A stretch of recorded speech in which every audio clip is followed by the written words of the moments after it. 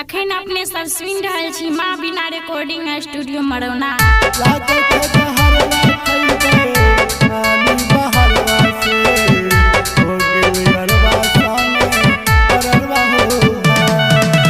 Music by Roshan Raja जिया।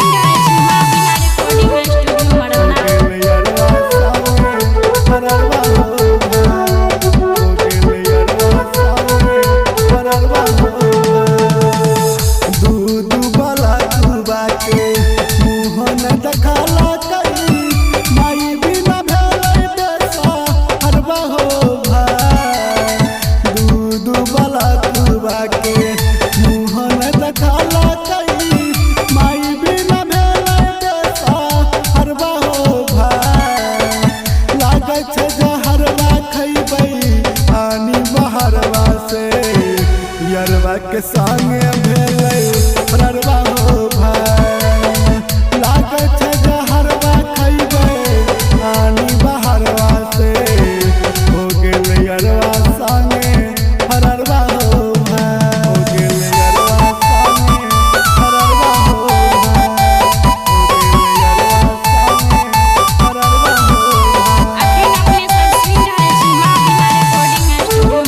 हो गेलै अरवा संगे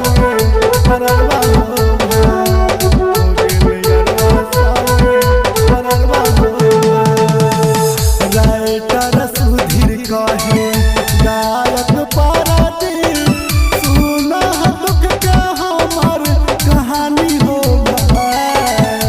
राइटर सुधीर कहे गायक पाराती सुना दुख के हमर कहानी हो भाई लागे छै जहरवा खइबै आनी बहरवा से यरवा के संगे भेलै फररवा हो।